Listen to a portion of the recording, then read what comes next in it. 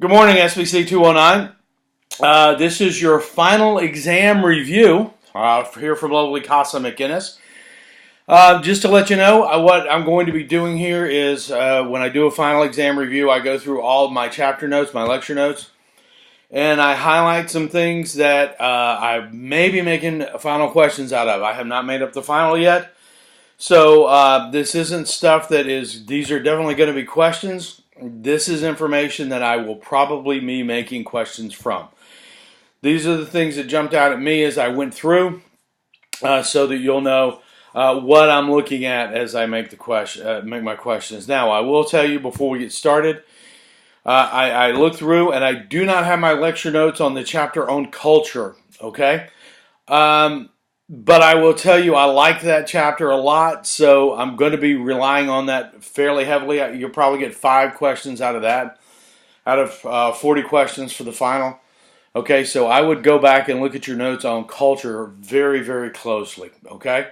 All right, so let's start with Chapter 1. We started off with Chapter 1 by defining communication. We talked about the human communication process. We talked about its components, participants, message, channel, and feedback.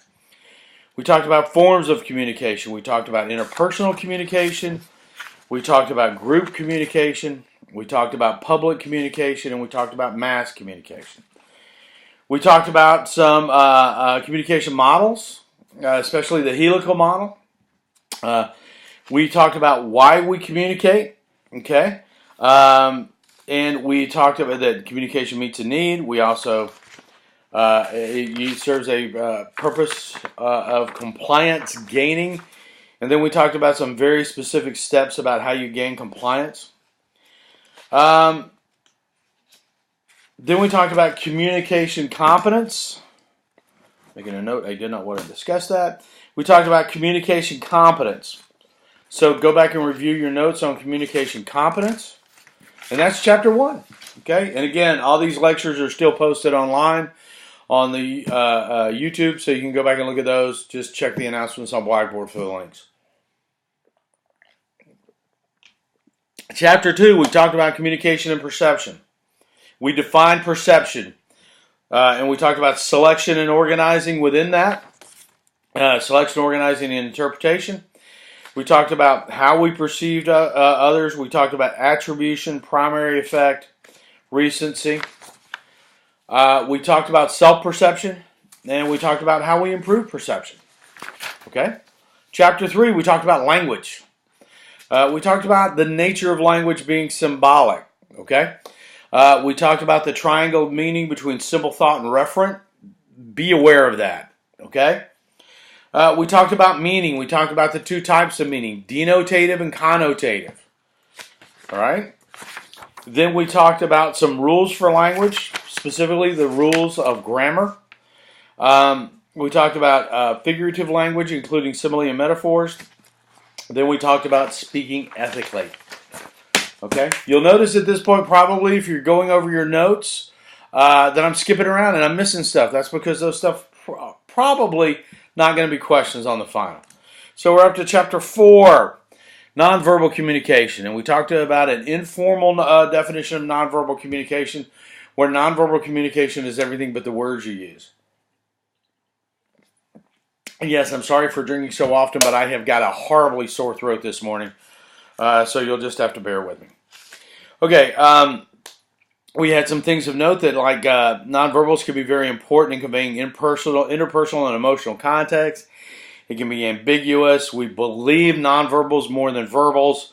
Nonverbals convey meanings by reinforcing. Nonverbal is convincing. And nonverbal can be used to regulate conversation. Remember the hand up, okay, to stop somebody? We talked about the types of nonverbal communication. And we're on to Chapter 5, listening. We talked about the basic difference between hearing and listening. We talked about the Blaine-Goss listening model. Everybody should remember the Blaine-Goss listening model. Let me see if I can get it there. Yeah. Okay? The Blaine-Goss listening model. Okay? We talked about that in detail. So, and about how it did something shocking, showing that listening was really just information processing. We talked about the stages of listening. Very important. Stages of listening. All right. Then we talked about listening styles. Then we talked about some impediments to listening. And we'll close that out. All right. Chapter 6. Enter the interpersonal communication process. Okay. First of all, we started out by why, asked why we communicate with other people. And we set up 4 things. Define the relationship, gain compliance, achieve goals, and to self-presentation goals. Okay. We talked about conflict, and that conflict is not inherently evil. We talked about some conflict management styles, avoiding, accommodating, compromising, collaborating. Okay. We talked about negotiating, how we get out of conflict is through negotiation. We talked about the 5 steps of negotiation, pre-negotiation, opening. Be aware of all of those. Okay. And then we talked a little bit at the very end of that chapter about self-disclosure, why we self-disclose. Okay. So be aware of self-disclosure. Chapter 7. Okay. Communication and relationships. Okay. Why do we form relationships? And we gave 3 reasons for why we form relationships. The need for inclusion, for control, and for affection. Okay. Then the book, I did not go over it in the lecture. Okay. But table 7.1 in the book, okay, had a table of the stages of relationships. I would go back and look at that, okay? If I tell you during a lecture that I'm not going to lecture on something, then you should go back and I'm sure you're going to watch all 14 lectures again. If I told you that I'm not going to go over it because it's better in the book and it's more detailed in the book, you can bet that's going to show up on the final, okay? All right. So we talked about the social exchange theory, okay? We talked about the 3 friendships and the 3 types of friendships. We talked about how people become friends, proximity, reciprocity, all of those. We talked about the stages of friendship as you go through life. All right. Then we talked a bit about families and defining families, and we talked about like pattern family interactions, family traditions, celebrations, and then we talked about anger. Okay, and the key thing was, while violence is not acceptable, anger is neither good nor bad. Okay, and then we talked about how to communicate aggression, or how people accumulate aggression. Then we hit a couple of chapters on public speaking. Chapter 9, we talked about the 3 things to be considered when selecting your topic. 3 very important things. Okay, then we talked about audience analysis. Okay, we talked about the models for audience analysis: demographic, psychographic, situational, purpose-oriented. We talked about some sources of data for audience analysis. Really, why we do research to support a public speech, clarity, credibility, accuracy, all of those. Okay. Then we talked about ways to organize a public speech. Okay. And some of them were chronological, narrative, topical. What else? Yeah, look at the motivated sequence. Alan H. Monroe, huge impact on public speaking and public communication. So look at that. And then we talked about outlining. Why do we outline? Be a good question to know the answer to, I bet. Then we got into chapter 10, and this will be the last time I hold up fingers for the chapters. Okay, chapter 10, we talked about performance apprehension. Okay. We talked about the 3 basic causes of performance apprehension. We talked about methods of presentation. Okay, manuscript, memory, impromptu, extemporaneous. I would really bet that if you knew the difference of those, you would be well served for at least one question on the final. At least one question. Okay. Then we're shooting into chapter 11. We had 3 general purposes of a speech. Okay. We talked about persuasive speaking in chapter 11.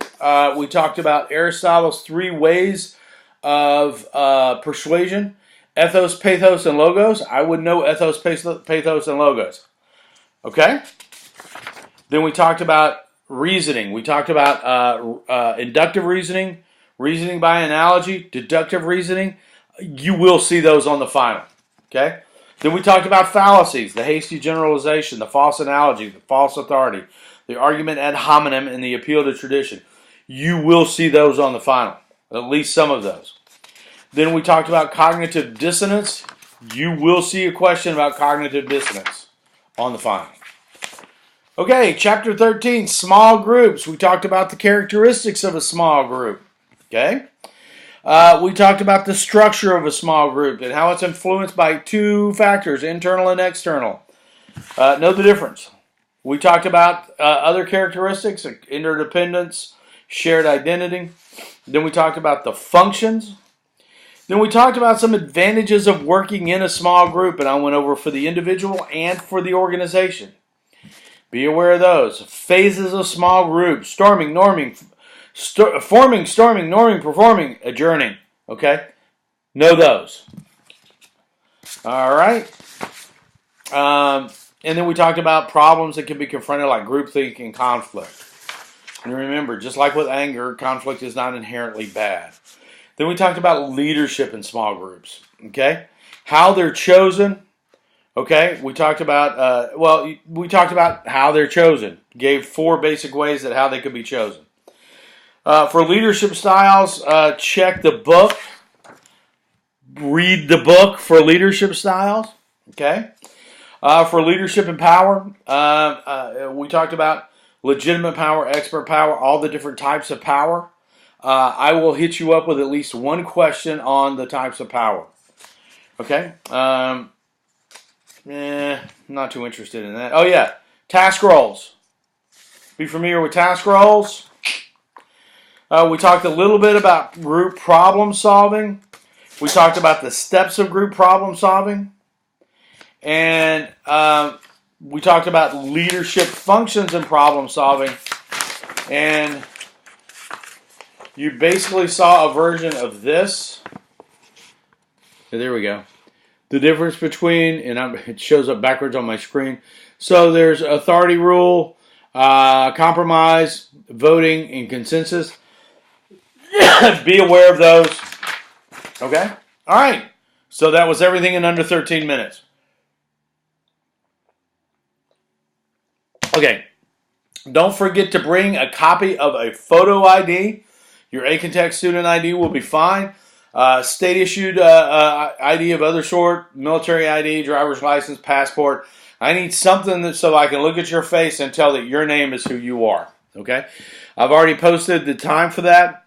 And again, I did not review the chapter on culture, but there will be questions from the chapter on culture when we get into the final. Okay, everyone, it's the Saturday after Thanksgiving here. Auburn-Alabama game later on today. I will be busy, so we will see you soon at the final.